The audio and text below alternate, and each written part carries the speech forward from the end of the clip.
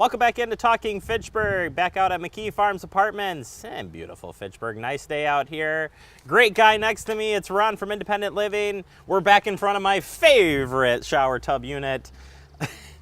I say that because if you watched our last segment, you would have learned about the cutout shower, or bathtub that is, and now we're talking about grab bars. You see Ron's got one right here ready for us. But Ron, before we get into this, for people who don't know, what is Independent Living? Well, we're a local nonprofit with a department that specializes in home modifications and equipment for safety and mobility within the home. And we just go out and do assessments as an OT to try to determine what the person's needs are, and then make suggestions for modifications to their home and or equipment that will help them be safe and efficient. Speaking of home assessments, Ron does an amazing job of heading out there. We actually did tape one of these, which you can go back and watch, which we've had a great library of all of the interviews and stuff we've done with you. But topics I know we've crisscrossed is about the grab bars. And first and foremost, why is it so important to have a grab bar in your tub shower area? Well, the tub shower is probably the area where most people have falls because of the slipperiness and then the height that you have to step over. If you have a tub wall that's 16 or 18 or 20 inches high, even with walk-in showers, there's still water and a fairly decent reach that you have to get into the tub. And you're standing there, sometimes it's good for balance purposes if you're moving around in there to have something to hold on to. So they're really, from a safety standpoint and from a mental stability standpoint, it's really a benefit from that standpoint. Whether you've had a fall in the past or just concerned about it, they're a way to alleviate those concerns. Absolutely, and I'm sure they come in many different shapes and sizes. Discuss Absolutely. What do we have for options? Well, the standard ones that we have are chromed, knurled. Knurled meaning that there's a texture on the handle so that when it's wet, you have a good grip on it. It's not going to be slippery. These are the standard ones we put in. There are things that are called standoffs, so they're actually about 4.5 inches that are a little bit further from the surface they're being mounted to. So depending on whether you need to get closer to it or you have to work around an edge or something, we have a standoff that would be the same.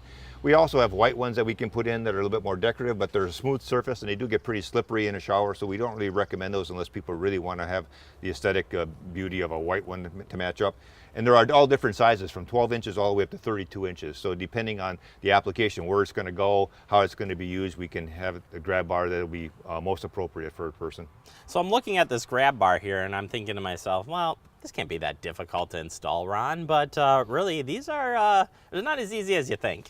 Exactly. You know, you want to make sure that they're put into a stud for one thing, because you're going to be putting a lot of weight on these things if you're really holding on to it and moving around. So just putting it into a wall is just not a safe option. So having the assessment and having a qualified carpenter know where the studs are and how to place the bars is really important.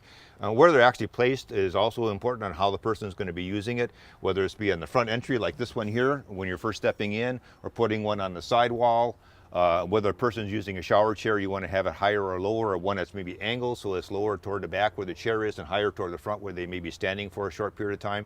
So the placement is very important, and that's what the assessment does, and the carpenter's expertise comes into play to get it on a stud in the most functional position for the person to use. Let's take a look at some of the installation here, then how you manage this. Sure.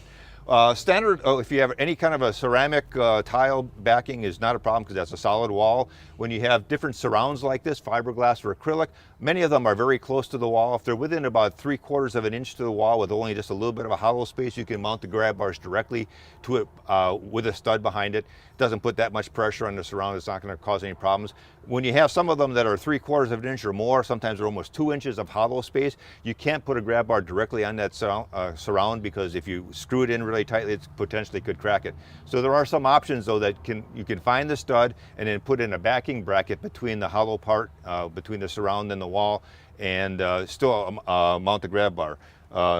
These are some of the brackets that you can see. They're just a little bit of thing. You unscrew it, and they would go ahead and screw this into the stud, and then they screw the backing plate, and then the grab bar is mounted directly to the plate so that it's a secure. Gives you some stability, essentially. Yep, exactly. To make it work. We do have to drill a slightly larger hole in a wall to be able to get the bracket in there, but it's all sealed with silicone, and they have a gasket in there to keep it watertight, so it's never a problem for leaking. And it does allow you to put in any grab bar in any position on the studs, regardless of how much space you have behind your surround. And like I said, it's all based on the assessment, how you're using this.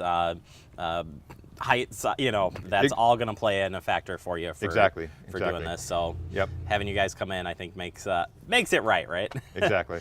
All right, perfect. Well, and as you mentioned too, it keeps out the moisture with the installation that you're doing, so you don't have to worry about any leakage, moisture, that sort of thing. Correct. Yep. Fantastic. Well, there you go. Ron has solved yet another problem for us.